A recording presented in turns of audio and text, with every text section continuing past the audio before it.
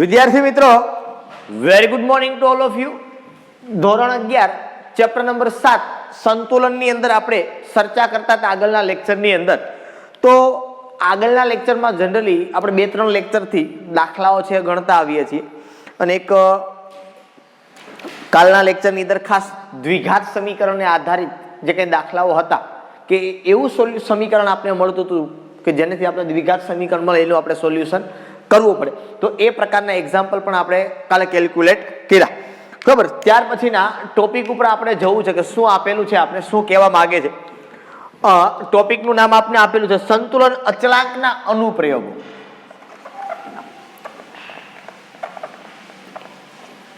સંતુલન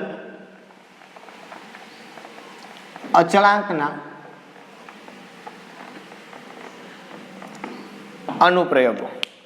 અનુપ્રયોગો મતલબ કે એના ઉપયોગો. બરાબર. હવે કે સંતુલન અચળાંક જે આપણે કેલ્ક્યુલેટ કર્યો કે ગણ્યો કે જે કંઈ કર્યું, હવે આપણા માટે ઉપયોગી શું છે? આપણા માટે ઉપયોગી શું છે? આપણે કેલ્ક્યુલેટ કર્યું, દાખલા આટલા બધા ગણ્યા, આના મદદથી આપણે મળે શું? શું કહી શકીએ, શું કરી શકીએ આપણે આના મદદથી? તો એ વસ્તુ છે એની નોંધ આપણે કરવાની છે. પણ એ વસ્તુની નોંધ કરતા પહેલા સંતુલન અચળાંક જે છે આપણી પાસે એની ખાસિયત શું છે એ જરીક આપણે પહેલા જોઈ લઈએ. શું જોઈ લઈએ આની પહેલા આપણે?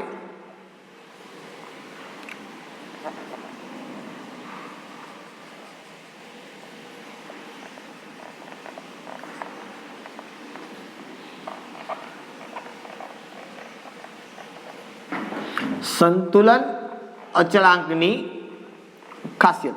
મતલબ કહેવાનો શું છે કે ભાઈ અત્યાર સુધી જે કંઈ આપણે સંતુલન અચળાંક બાબતે જે કંઈ આપણે ચર્ચા કરી, જે કંઈ આપણે વાતો કરી, એના આધાર ઉપરથી આપણે મુખ્ય તારણો શું કાઢી શકીએ, શું શું કહી શકીએ કે ભાઈ સંતુલન અચળાંકની અંદર કેવું કેવું હોય. બરાબર. એની માહિતી શું લઈ શકીએ આપણે, એ બાબતની વાત કરવી છે આપણે. તો પ્રથમ બાબતની વાત કરું કે ભાઈ કેસીની અભિવ્યક્તિ. કેસી એટલે કે સંતુલન અચળાંકની અભિવ્યક્તિ ત્યારે જ થાય જ્યારે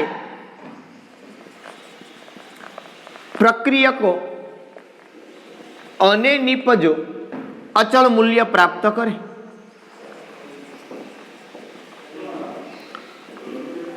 આ પહેલી બાબત છે ને તમને બહુ સરસ રીતે આની જાણ હોય કે ભાઈ કોઈ પણ પ્રક્રિયા છે, માનો A+B થી C+D નામની પ્રક્રિયા આપણી પાસે થાય છે, તો એ પ્રક્રિયા સંતુલને ત્યારે આવે અથવા તો એને સંતુલન અચળાંક ક્યારે મળે? તો કે ભાઈ પુરોગામી પ્રક્રિયાનો વેગ અને પ્રતિગામી પ્રક્રિયાનો વેગ સમાન થાય ત્યારે જ પ્રક્રિયા છે સંતુલનમાં આવે, ત્યારે જ તમે કેસી છે એ લખી શકો. કેસીની અભિવ્યક્તિ મતલબ એની રજૂઆત તમે કેસી ક્યારે લખી શકો? આ પહેલી વાત કરી.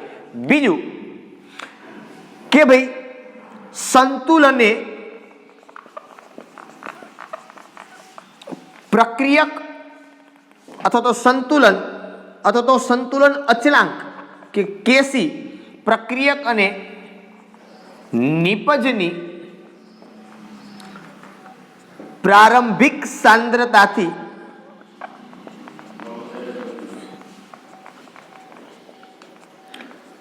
સ્વતંત્ર હોય છે.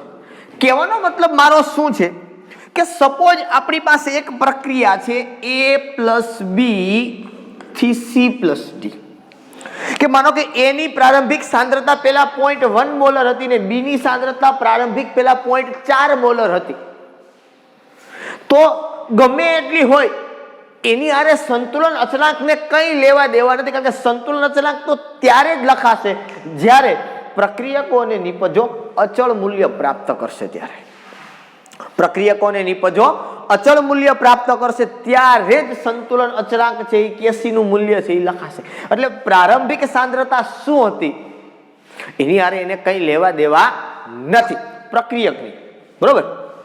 ચાલો ત્યાર પછી ત્રીજા મુદ્દા ઉપર વાત કરીએ કે ભાઈ કેસી નું મૂલ્ય તાપમાન પર આધારિત છે.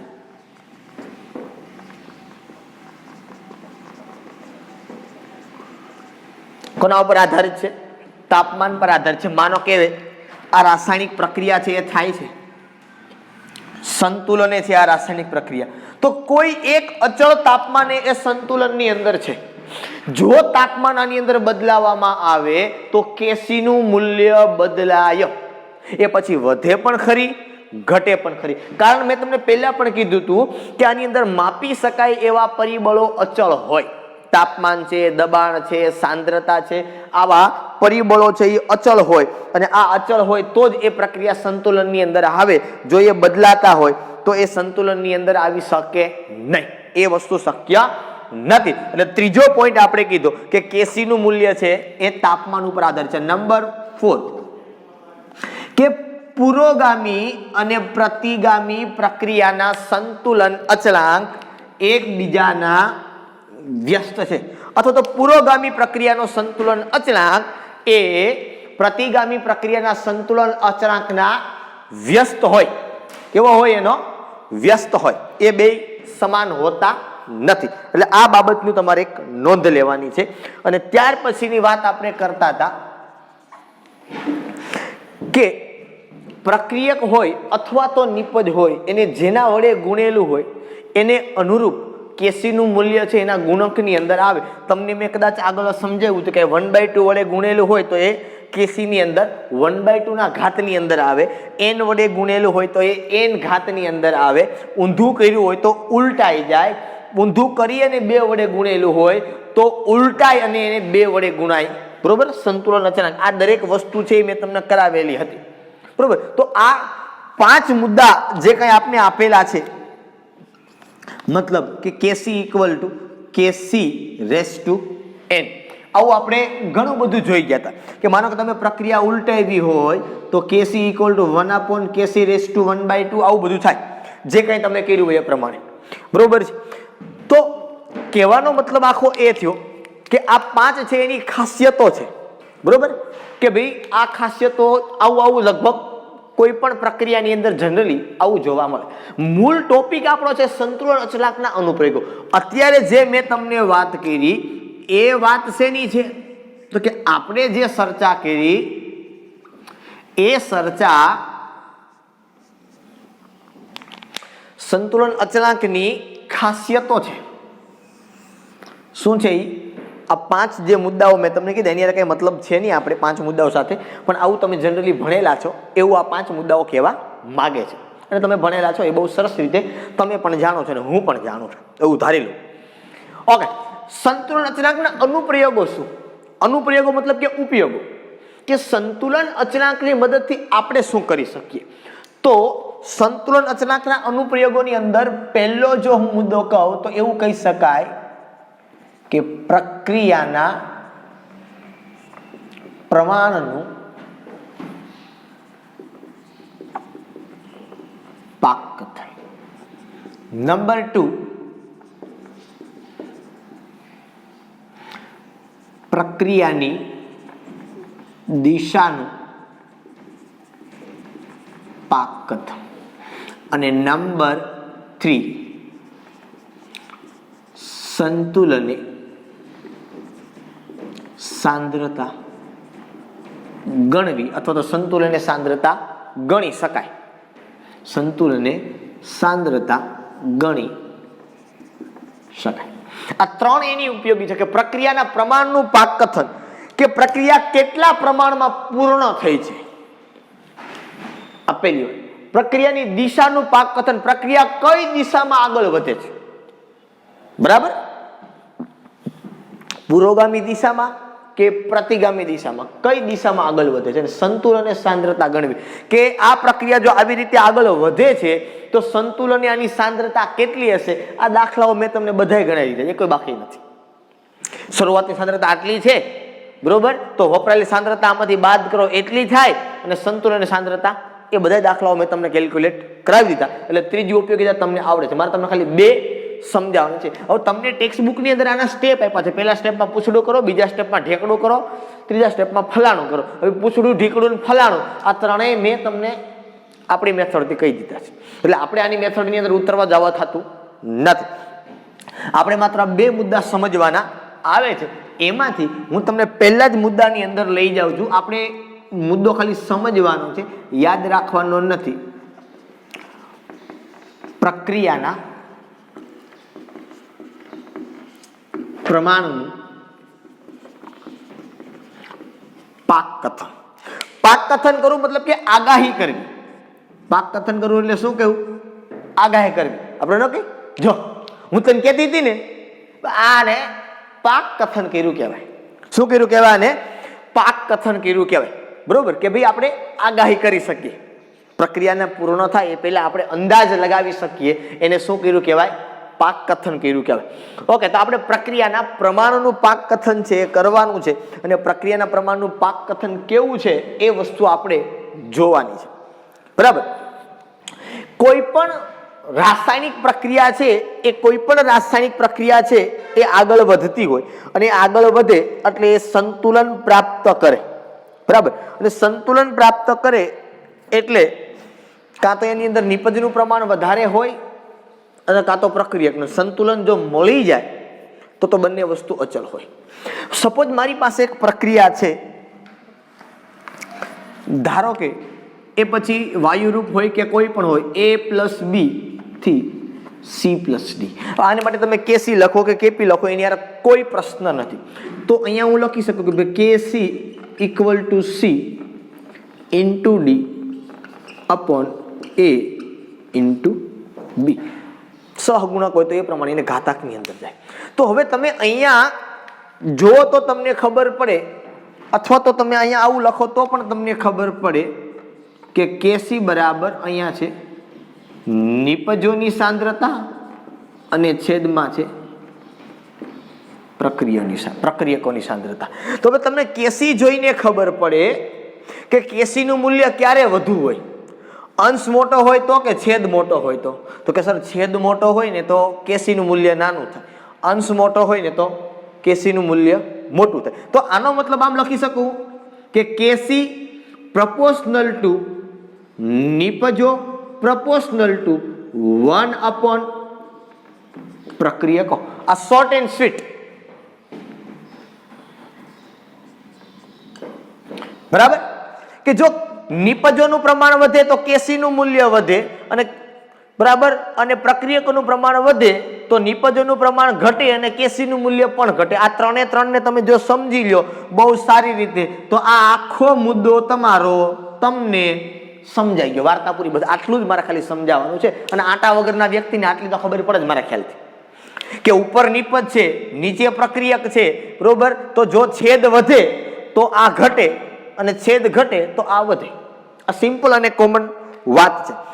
તો સર ક્યારે કહી શકાય કે નિપજ વધુ છે કે પ્રક્રિયક વધુ છે? કંઈક વેલ્યુ તો હોય, કારણ કે આ બધું આપણે ક્યારે નક્કી કરવાનું છે? સંતુલને પહોંચ્યા પહેલાની વાત છે. સંતુલને પહોંચ્યા પહેલાની વાત છે, કારણ કે સંતુલન તો અહીંયા ગણવાનું ત્રીજા મુદ્દાની અંદર, એ આપણે કેલ્ક્યુલેટ કરી લીધું છે. સંતુલને પહોંચ્યા પહેલા આ બધું કેવું હોય ને કેટલું હોય, આ વસ્તુ આપણે કેલ્ક્યુલેટ કરવી છે. તો અહીંયા સીધું તમને સ્પષ્ટપણે આપેલું છે કે પહેલો મુદ્દો જો હું તમને કહું કે જો KC નું મૂલ્ય 10⁻³ કરતા વધુ હોય તો 10⁻³ કરતા કેવું હોય? વધુ હોય તો નિપજો વધુ હોય. હવે સમજો, હવે ક્યારે KC નું મૂલ્ય નિપજો વધુ ક્યારે હોય? તો કે ભાઈ 10⁻³ કરતા વધુ હોય તો નિપજો વધુ હોય. હવે જો નિપજો વધુ હોય એનો મતલબ શું થયો? નિપજ વધુ છે, આ ઓછું છે, એનો મતલબ એમ કે પ્રક્રિયા પૂર્ણ થવા તરફ છે. પ્રક્રિયા કેવી છે? પૂર્ણ થવા તરફ છે, કારણ કે KC નું મૂલ્ય જે તમને આપેલું છે એ 10⁻³ કરતા વધુ છે. એટલે આ એક રેશિયો એવો 10⁻³ કે 10⁻³ કરતા વધુ હોય તો નિપજો વધુ છે. કોના કરતા વધુ છે? તો તમે સ્પષ્ટપણે લખો તો લખી શકાય કે ભાઈ પ્રક્રિયકો કરતા નિપજો વધુ. તેથી પ્રક્રિયા પૂર્ણ થવા તરફ આગળ વધે. પ્રક્રિયા પૂર્ણ થવા તરફ આગળ વધે. હવે આ પ્રક્રિયા તમને ખબર કેમ પડશે કે નિપજ વધુ કે 10 ની 3 કરતા વધુ હોય તો? હવે તમને ઘણી બધી એવી પ્રક્રિયાઓ આપેલી છે. ફોર એક્ઝામ્પલ તરીકે તમને કદાચ કીધું છે કે H2 + 1/2 O2 અને આમાંથી બને છે H2O. તો કદાચ તમને મારા ખ્યાલથી આ પ્રક્રિયા 500 કેલ્વિન તાપમાને આપ્યું છે કે આનો કેસી 2.4 × 10 ની 47 ઘાત છે. એક્ઝેક્ટ મને ખબર નથી, બરોબર. આ તમારે યાદ રાખવાનું પડે. તમને આપેલો કેસી આટલો છે તો પ્રક્રિયા કઈ તરફ હોય? પૂર્ણતા તરફ હોય કે ના હોય, બરોબર. તો આપણે ખબર પડી જાય એમાંથી. આ એક પહેલી પ્રક્રિયા આપી છે. પછી આવી ઘણી બધી પ્રક્રિયા હું તમને જોઈને કહું છું, મને મોઢે યાદ નથી, કારણ કે પ્રક્રિયા તમારે પણ યાદ રાખવાની જરૂરિયાત નથી, બરોબર. આ પ્રક્રિયા તમને આપી છે 500 કેલ્વિન તાપમાન. પછી આવી જે એક બીજી પ્રક્રિયા આપી છે કે H2 + Cl2 થી 2HCl. તો આનો કેસી તમને આપ્યો છે 4 × 10 ની 31 ઘાત. આ 300 કેલ્વિન આપ્યું. પછી એક આપી છે H2 + Br2 થી 2HCl અને આનો કેસી તમને આપ્યો છે 5.4 × 10 ની 18 ઘાત. તો આ દરેકની અંદર તમે ખાલી કેસીનું મૂલ્ય તમારે જોવાનું છે કે 10 ની 3 કરતા વધારે હોય કેસી તો પ્રક્રિયકો કરતા નિપજો વધુ હોય. એનો મતલબ કે નિપજો વધુ, એનો મતલબ કે પ્રક્રિયા પૂર્ણ થવા તરફ છે. બરાબર છે? ઓકે. આ પહેલો પોઈન્ટ કીધો મેં તમને. સેકન્ડ વન, જો કેસીનું મૂલ્ય 10 ની -3 ઘાત કરતા ઓછું હોય, 10 ની -3 ઘાત કરતા ઓછું હોય તો નિપજો કરતા પ્રક્રિયકો વધુ. નિપજો કરતા પ્રક્રિયકો વધુ. હવે નિપજો કરતા અથવા તો સીધું તમે એમ કહી શકો બે પ્રક્રિયકો કરતા નિપજો ઓછી હોય. તમે જે કઈ કહો તે. તેથી પ્રક્રિયા શું થઈ હોય તો કે પ્રક્રિયકોનું પ્રમાણ વધુ. કાં તો એનો મતલબ એવો થાય કે પ્રક્રિયા હજુ શરૂ થઈ હોય અને કાં તો પ્રક્રિયા આગળ ધપવાની નથી. તમે કોઈ પણ મુદ્દો ત્યાં તમારે લખવો હોય તો એ તમે કહી શકો કે ભાઈ 10 ની -3 ઘાત હોય તેનો મતલબ એમ કે ભાઈ મેં તમને કીધું એમ કે પ્રક્રિયકો કરતા નિપજો ઓછી હોય એવું તમે કહો તો પણ ચાલે, અને નિપજો કરતા પ્રક્રિયકો વધારે હોય તો પણ કહો તો પણ ચાલે. બરાબર છે?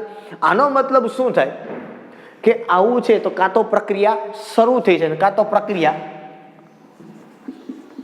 બુકમાં આપ્યું છે ભાગ્યે જ આગળ વધશે. કારણ કે ભાઈ મોટા ભાગના પ્રક્રિયકો તો પડ્યા છે, મોટા ભાગના પ્રક્રિયકો પડ્યા છે, નિપજો બહુ ઓછી છે. બરાબર? તો આવી પ્રક્રિયકો માટે પણ તમને એક્ઝામ્પલ આપેલા છે. એક એક્ઝામ્પલ કદાચ મારા ખ્યાલથી આ જ છે, ઉલટું એક્ઝામ્પલ આનું તમારે લેવાનું છે કે ભાઈ H2O આનું વિઘટન કરો એટલે H2 + 1/2 O2. અને કંઈક વેલ્યુ આપી છે મને કદાચ યાદ નથી. આનો કેસીનું છે લગભગ 4.1 × 10 ની -48 ઘાત છે. એક લગભગ આ એક્ઝામ્પલ છે, કદાચ જો હું ખોટો ન હોય તો. આ જ એક્ઝામ્પલ છે, બરોબર. 500 કેલ્વિન તાપમાન. પછી એક બીજી પ્રક્રિયા આપી છે કે ભાઈ N2 + O2. આ બધું ગેસિયસ જ છે. હા, મેં લખ્યું નથી, ખરેખર લખવું જોઈએ. તો આનો જે કેસી છે એ આપ્યો છે તમને 4.8 10 ની -31 ઘાત. બરાબર? તો આની અંદર પ્રક્રિયા ભાગ્યે જ આગળ વધશે અથવા તો પ્રક્રિયા હજુ શરૂ થઈ છે એવું તમે કહી શકો. બરાબર? ત્રીજી કન્ડિશન,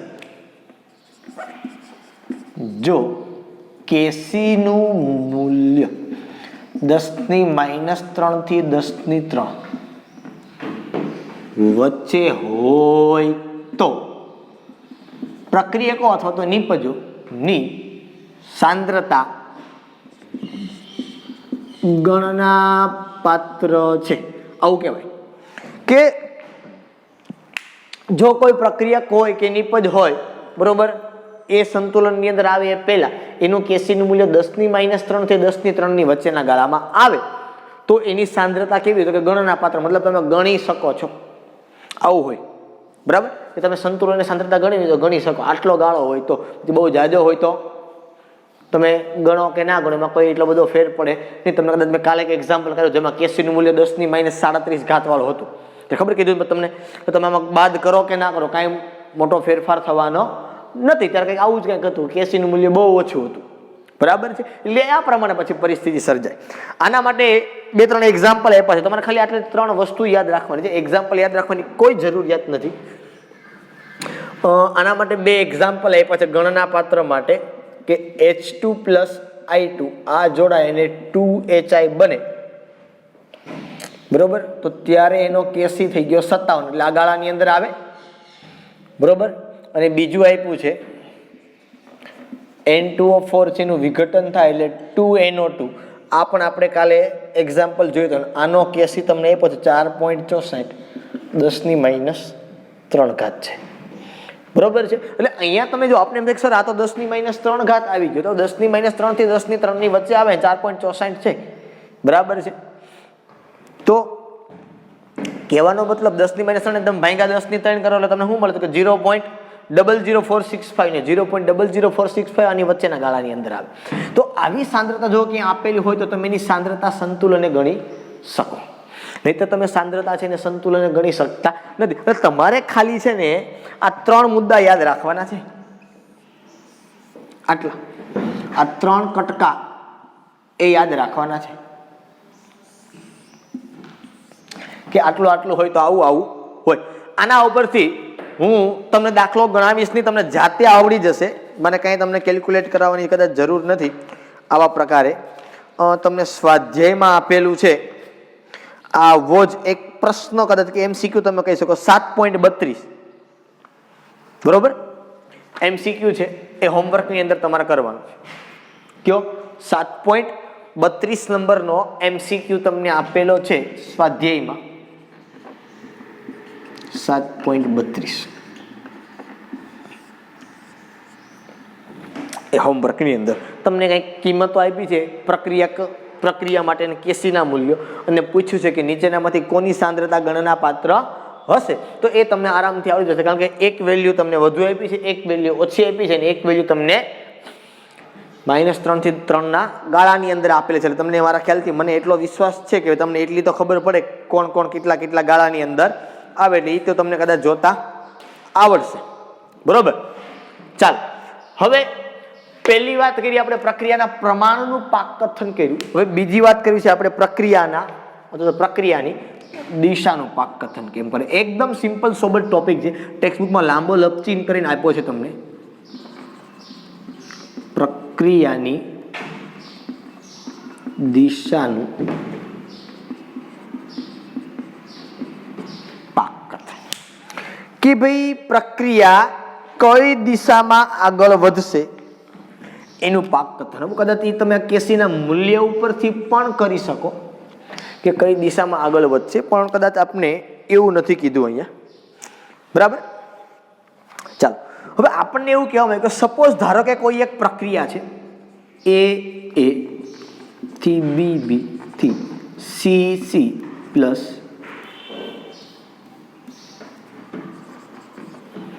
D. હવે આ પ્રક્રિયા બંધ પાત્રની અંદર છે. સંતુલન મેં તમને કીધું જ છે કે પ્રક્રિયા બંધ પાત્રની અંદર હોય.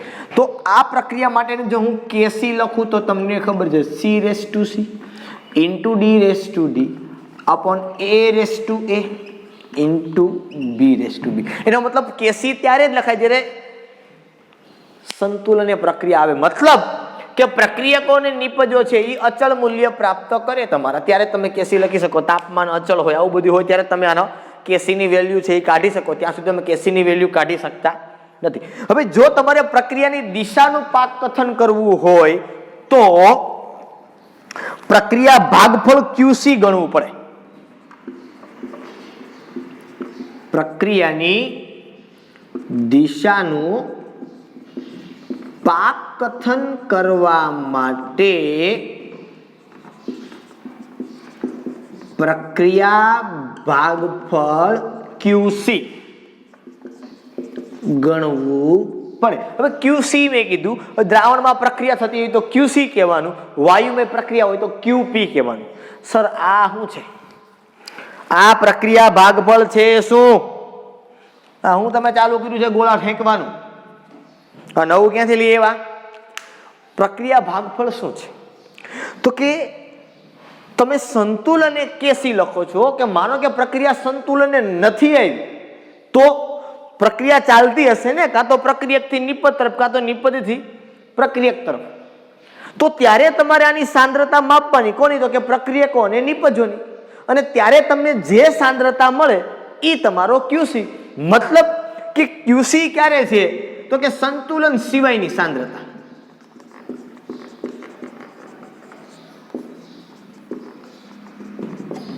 પ્રક્રિયા સંતુલન ન હોય અને ત્યારે તમે જે સાંદ્રતા માપો છો એ તમારો ક્યુસી. હવે ક્યુસી પણ કેસીની જેમ જ ગણાય. કેમ ગણાય? તો કે C/C into D/D upon A/A into B/B.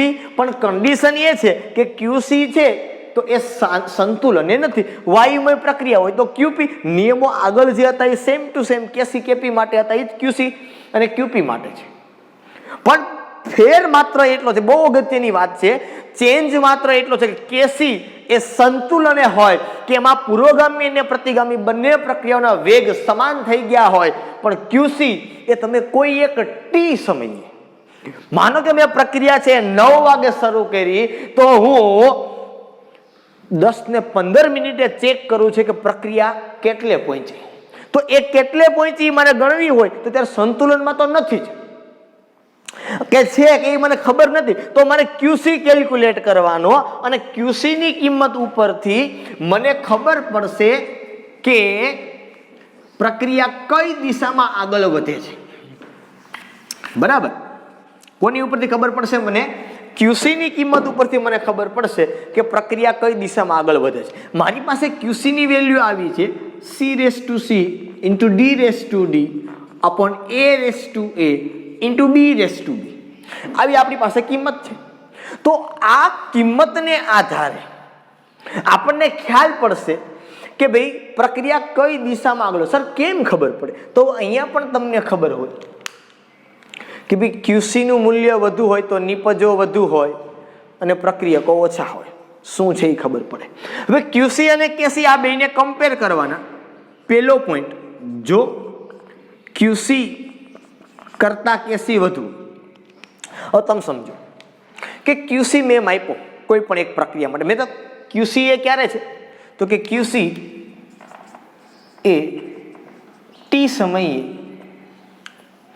પ્રક્રિયકો અને નિપજોની સાંદ્રતા છે. ક્યુસી શું છે? ક્યુસી એ ટી સમયે કોઈ પ્રક્રિયકો છે કે નિપજો છે જે કઈ હોય બધા એની સાંદ્રતા છે ટી સમયે કોઈ લીધી છે. હવે માનો કે તમે ક્યુસી અને કેસીને કમ્પેર કરો છો તો ક્યુસી ઓછો છે ને કેસી નાનો છે. ક્યુસી ઓછો છે એનો મતલબ શું થયો? કે ક્યુસી ઓછો છે એનો મતલબ નિપજો ઓછી છે ને પ્રક્રિયકો વધુ છે. હવે પ્રક્રિયકો વધુ છે એનો મતલબ સીધો એમ થઈ ગયો, શું થઈ ગયો? આઈ એમ સોરી ફોર ધેટ, કે ક્યુસી ઓછો છે એનો મતલબ શું થયો? બરાબર, કે કેસી વધુ છે. કેસી વધુ છે એટલે કે નિપજો વધુ છે, પ્રક્રિયકો ઓછું છે, સંતુલનની સાપેક્ષે. તો જોવાનું એ છે કે પ્રક્રિયા ક્યાં થાય? તો કે ભાઈ જો આવું હોય તો આ પ્રક્રિયા છે એ પુરોગામી દિશામાં આગળ વધે. કઈ દિશામાં આગળ વધે? પુરોગામી દિશામાં. હવે પુરોગામી દિશામાં સર એ કેમ ખબર પડી તમને કે પુરોગામી દિશામાં તમે લખી નાખ્યું? હવે કેસી નું મૂલ્ય વધુ છે. કેસી નું મૂલ્ય તો જ વધુ હોય જો નિપજો વધુ હોય તો. કારણ કે તમે એ વેલ્યુ જે કોની હારે કમ્પેર કરી? ક્યુસી હારે. બરોબર? હવે ક્યુસી હારે તમે કમ્પેર કરી તો ક્યુસીમાં તમને વેલ્યુ કેવી જોવા મળી? ઓછી જોવા મળી. ક્યુસી ની વેલ્યુ ઓછી એનો મતલબ કે પ્રક્રિયકો હજી વધુ પડ્યા છે. પ્રક્રિયકો હજી વધુ પડ્યા છે. ક્યુસી ની વેલ્યુ નીચે એનો મતલબ શું? ક્યુસી ઘટે એનો મતલબ નિપજો ઓછી છે, પ્રક્રિયકો વધુ છે. પ્રક્રિયકો વધુ હોય તો શું થાય? તો કે પ્રક્રિયકો વધુ હોય તો નિપજ તરફ પ્રક્રિયા આગળ વધે. સમજમાં આવે છે આખી વસ્તુ કે નથી મગજમાં બેઠતું? ફરી પાછો કહું છું, ક્યુસી છે એ કોઈ તમે ટી સમયે સાંદ્રતા ગણી હતી કે તમને કંઈક ABCD 4 ની કંઈક સાંદ્રતા મળી અને કેસી તમને ઓલરેડી આપેલો હોય જે તે પ્રક્રિયા માટે સંતુલન. તો હવે તમે ક્યુસી કેલ્ક્યુલેટ કર્યો અને કેસી, આ બેની વેલ્યુ કમ્પેર કરી, તમને કેસી મોટો મળ્યો. હવે કેસી મોટો છે એનો મતલબ તો તમને ખબર જ છે, સદાકાળ નિપજ વધુ ને પ્રક્રિયકો ઓછો છે. પણ ક્યુસી કરતા કેસી મોટો, એનો મતલબ શું થયો તો કે ક્યુસી નાનો છે. ક્યુસી નાનો છે તો નિપજો ઓછી છે, પ્રક્રિયકો વધુ છે, ને પ્રક્રિયકો વધુ છે તો એ નિપજ તરફ આગળ પ્રક્રિયા ધપે. નંબર 2, જો ક્યુસી મોટો હોય ને કેસી નાનો હોય તો ક્યુસી મોટો છે એનો મતલબ શું તો કે ભાઈ નિપજો વધુ છે, પ્રક્રિયકો ઓછા છે. નિપજો વધુ હોય અને પ્રક્રિયકો ઓછા હોય તો પ્રક્રિયા પ્રતિગામી દિશામાં આગળ વધે. તો અહીં લખી શકીએ કે પ્રક્રિયા પ્રતિગામી દિશામાં આગળ વધે. અને ત્રીજી કન્ડિશન ઓલ ઓવર કે જો ક્યુસી ઇક્વલ ટુ કેસી, બરોબર, આ બે સમાન હોય તો પછી કોઈ પ્રશ્ન છે જ નહીં, પ્રક્રિયા સંતુલને છે. ક્યાં છે પ્રક્રિયા તમારી? સંતુલન પ્રક્રિયા છે. એક નાનું એવું એક્ઝામ્પલ આ લોકોએ તમને આપવામાં આવેલું છે કે ભાઈ H2 અને I2 નું જે એક્ઝામ્પલ આ લોકોએ આપ્યું છે તમને, બરાબર, કે H2 પ્લસ I2 થી 2HI, અને આના માટેનો કેસી તમને લગભગ મારા ખ્યાલથી લોકો આપ્યો છે 57, બરોબર. હવે પછી એને કીધું કે ભાઈ ટી સમયે, ક્યારે? ટી સમયે આ H2 છે એની સાંદ્રતા એ લોકો આપી છે 0.1, બરોબર. I2 ની સાંદ્રતા એને આપી છે 0.2 અને HI ની સાંદ્રતા આપી છે એ લોકોએ 0.4. તો હવે પ્રક્રિયા કઈ દિશામાં આગળ વધશે એ કેમ ખબર પડે? કેસી તમને આપ્યો તો ટી સમયે મેં જે આ પ્રક્રિયા થતી હતી, એક બંધ પાત્રની અંદર પ્રક્રિયા હતી આ, બરોબર છે. હવે આ બંધ પાત્રમાંથી થોડુંક એવું મેં સેમ્પલ લીધું અને મેં સાંદ્રતા માપી, બરોબર છે. તો એના ઉપરથી હું સીધું લખું તો ક્યુસી બરાબર શું થાય તો કે નિપજોની સાંદ્રતાનો સ્ક્વેર એટલે 0.4 એનો સ્ક્વેર ના છેદમાં 0.1 ઇન્ટુ 0.2, બરાબર છે. તો ક્યુસી ની વેલ્યુ મને કેટલી મળે? મારી પાસે કેલ્ક્યુલેટર છે, તમારી પાસે ન હોય તો રાખજો ભેગું. 0.4 ગુણ્યા 0.4 ભાંગા 0.1 અને એને ભાંગા 0.2 એટલે ક્યુસી તમને મળ્યો 8. હવે ક્યુસી અને કેસી ને બેને કમ્પેર કરો તો શું થાય તો કે ભાઈ ક્યુસી કરતા કેસી કેવો છે? મોટો છે. ક્યુસી મને 8 જ મળ્યો, તો ક્યુસી નાનો છે. ક્યુસી નાનો છે એનો મતલબ શું થયો તો કે ક્યુસી નાનો છે કેસી કરતા, એનો મતલબ એમ થયો કે નિપજો હજી ઓછી છે ને પ્રક્રિયકો વધુ છે, ને પ્રક્રિયકો વધુ હોય તો પ્રક્રિયકથી નિપજ તરફ આવવા કરે, એનો મતલબ પ્રક્રિયા છે એ પુરોગામી દિશામાં આગળ વધે. તો આવી રીતે આપણે કોઈ પણ પ્રક્રિયા માટે ક્યુસી અને કેસી આ બેની સરખામણી કરી તો સરખામણી કરી અને વેલ્યુ છે એ કેલ્ક્યુલેટ કરી શકીએ કે કેવી રીતે પ્રક્રિયા છે એ આગળ વધશે, બરોબર. આ ક્યુસી કેસીના સંદર્ભની અંદર કદાચ આપણે ઘણા બધા એક્ઝામ્પલ આપેલા છે, 3-4 એક્ઝામ્પલ આપેલા છે. એ એક્ઝામ્પલને આપણે આગળના લેક્ચરની અંદર સોલ્વ કરશું. પણ ત્યાં સુધી તમારે આ 3 મુદ્દા, આ 1, 2 and 3, કે કેસીનું મૂલ્ય 10⁻³ કરતાં વધુ હોય તો નિપજો વધુ હોય, 10⁻³ કરતાં ઓછું હોય તો પ્રક્રિયકો વધુ હોય, અને -3 થી 3 ની વચ્ચે હોય તો સાંદ્રતા ગણના પાત્ર હોય. કઈ દિશામાં આગળ વધશે કે જો ક્યુસી કરતા કેસીનું મૂલ્ય વધુ તો પુરોગામી દિશામાં, ક્યુસી કરતા કેસીનું મૂલ્ય નાનું તો પ્રતિગામી દિશામાં, અને બેયનું વેલ્યુ સમાન તો પ્રક્રિયા સંતુલન. તમને આવું જ કીધું છે કે આમાં આવું કીધું કે ડાબીથી જમણી તરફ કીધું. શું કીધું? ડાબીથી જમણી તરફ કીધું. અહીંયા જમણીથી ડાબી તરફ, એટલે વસ્તુ તો પુરોગામી ને પ્રતિગામી જ થાય, બરાબર છે. એટલે આ વસ્તુ તમારે મગજની અંદર રાખવાની છે. ઓકે, અહીં સુધી આજના માટે રાખીએ. આપણે ફરી પાછા નવા લેક્ચરની અંદર મળશું ત્યારે ક્યુસી કેસીના સંદર્ભની અંદર દાખલાઓ છે આપણે કેલ્ક્યુલેટ કરશું.